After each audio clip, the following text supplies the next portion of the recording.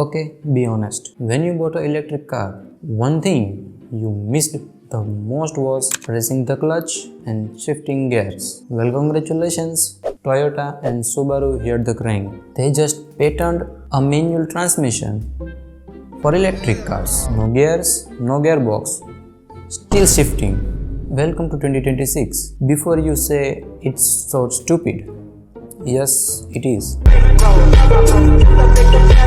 This system does not add real gears. The car pretends to be manual. This is role play, but for cars. And guess what? The system can simulate stalling. Yes, your electric car can stall. Imagine explaining this to your friend. Why did your car stall?